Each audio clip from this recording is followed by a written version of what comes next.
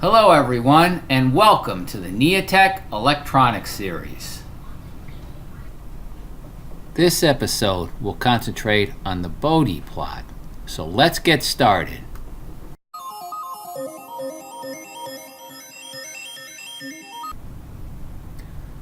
Alright everyone, let's combine frequency and gain, shall we? Now this has already been done, and the plot used to describe this is a Bode plot. I've heard it pronounced two ways, Bode and Bode plot. I think it's pronounced Bode, so the E is pronounced, alright? So let's just draw this. So let's just draw the y-axis, come down here. I'm going to draw the x-axis over here. Now let's define this as 0 dB. If this is dB, you know this side is your gain, right? And it's in dB. Alright. Now, something important you need to understand. We're defining this right now, but this is also termed as your mid-range. Alright, mid-range gain is a term that's commonly used, and that's the term that references, in our case, for our circuit, we're referencing this 0 dB. Now, let's draw some values in here, right? So if we come down here, let's make that minus 6 dB. Come down again about the same amount. We'll call that minus 12 dB. Come down again. Minus 18 dB. And so on. They just keep going, right? So remember, this side is your dB. Now one gain that I want to put in here that's important, and I'm going to put it in color. Minus 3 dB. Now, this gain is critical for certain things, and we'll talk later about that. Now, let's draw some frequency lines here. 1, 2, 3, 4, for example. Right? Now, let's say, well, let's first talk about the lines I just drew. So this is your frequency. So we can draw a frequency. This is how it would plot in Excel. Suppose this was 1,000 hertz. This would be 10,000 hertz. This would be 100,000 hertz. This would be 1 megahertz, right? This is, I didn't want to draw it, but why don't I just do it? I didn't want to write it, but I'll just say it's 1 million with 6 zeros, right?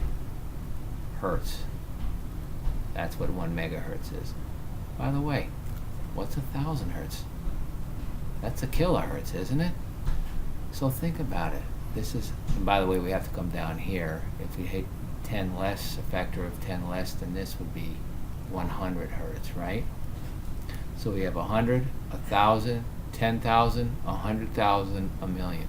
You can see the x-axis frequency is basically, 10x, right?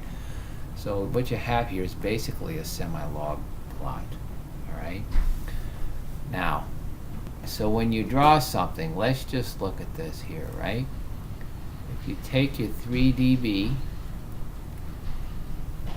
and you see where your 3 dB line crosses, now I did this first, but suppose we have a curve. I'm going to put the curve in a different color, all right? Your curve of your circuit response, that's going to be linear below here, right? And below this 3 dB point. When it reaches above it, it starts to curve, and then it will basically come into your mid-range, all right?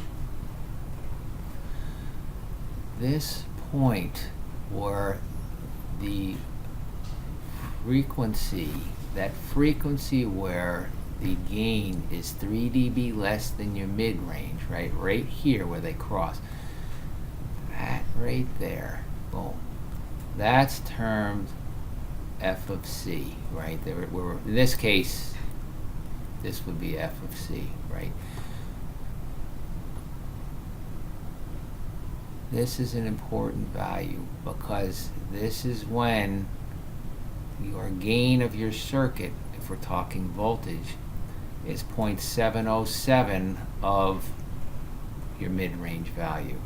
So it's decreased about 30%, right? So above that, it's going to take a turn and come into your, basically come into your mid-range. Below that, it's linear. Now, when you're determining frequencies, when you have filters that are going to filter out frequencies below a certain value or above a certain value, that frequency is the critical frequency. All right, that's why this is so important. In this case, if you look at it, if we had a high-pass filter, remember a high-pass filter allows high frequencies to pass and lower frequencies not to pass. When you determine at what frequency you want that cutoff to be in, well, that's going to be your critical frequency. All right. In this case, it's a high-pass filter. It lets the high frequencies pass. The lower frequencies are obviously degraded. The gain is very low, right? So sometimes this is, instead of critical frequency, it's sometimes called the cutoff frequency, right? Now, we talked about 3 dB, all right, minus 3 dB. That is the gain when it crosses your curve. Obviously, that's your critical frequency. One thing I want to tell you, this curve below your critical frequency is linear. That means it should be in a straight line, relatively, all right? The slope of this line for voltage we're talking about is going to be 20. All right? You're going to measure this in lab and you're going to determine this, but the slope will go up 20 dB per decade, and this is a decade right here. All right? So what I want you to take away from the Bode plot is it allows you to put frequency and gain together to look at the response of your circuit. You can look at the critical frequency and see when frequencies are cut off or when they're not allowed to pass, basically, or when they are allowed through. Okay? You can calculate, you know this